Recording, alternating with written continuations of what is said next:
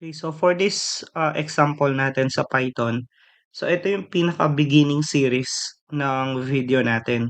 So we will talk about the basics of Python until we go deeper sa mismong programming natin sa Python. So ang unang i-discuss natin dito is yung tinatawag natin na variables. Ano nga ba yung variables? Ang variables ay ginagamit po siya to store data. Okay, so para po sa later use natin. So always remember, in any programming languages po, ang variable ay ginagamit para i-store ang data for later use. So example of variable is name, okay? And example again ng variable natin, example of variable natin is age. Then another thing is height. Then another thing is kung student ba siya or hindi, or is student. So any word or names na ilalagay natin will be considered as variable. Now, if gusto natin mag-assign ng value sa mismong variable natin, we will use yung tinatawag po natin na equal operator.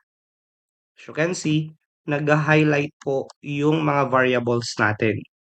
Now, sa name kasi, when we say name, meron tayong variable na tinatawag ay string.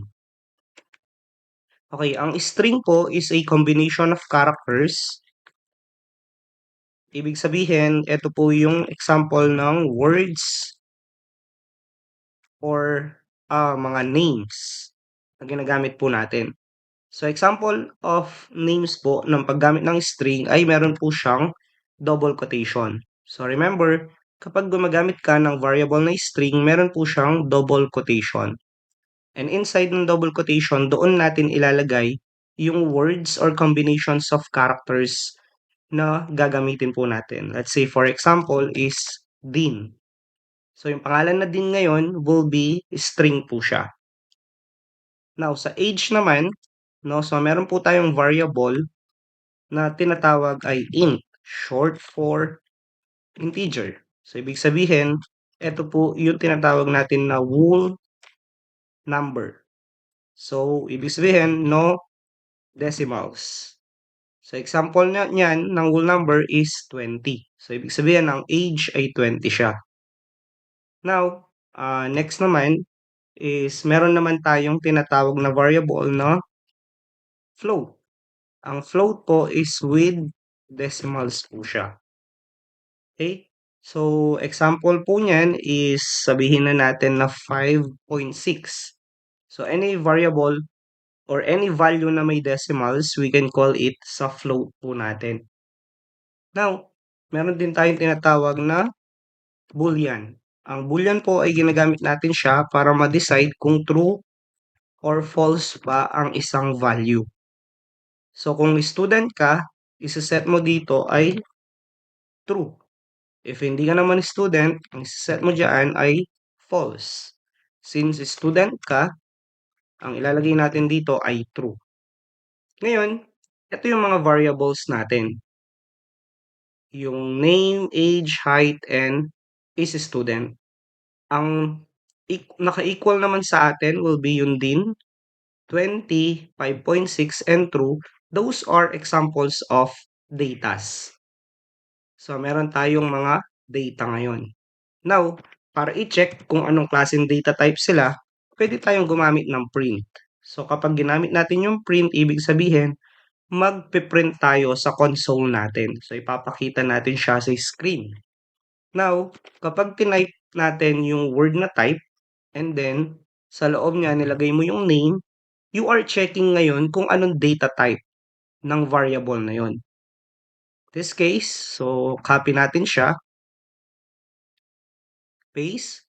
So, lagay natin dito age.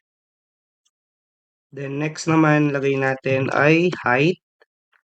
Next naman, ilagay natin is student. Yan.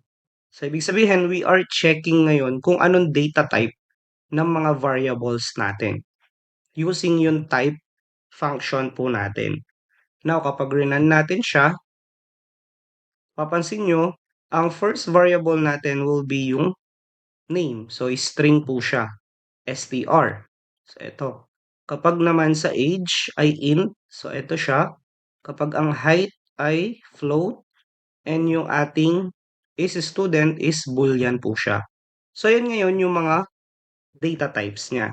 Now, kung gusto naman nating i-print yung mga datas, ang gagawin po natin, magpiprint po tayo, and then lalagay natin yung name. Then, lagay natin dito yung age.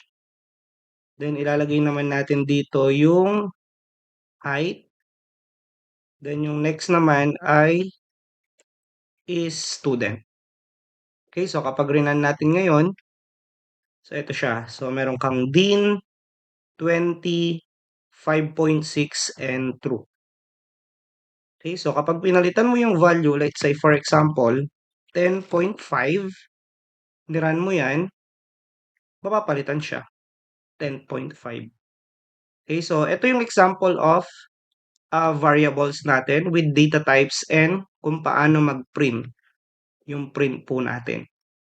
So this is Python, series of our video para sa Python.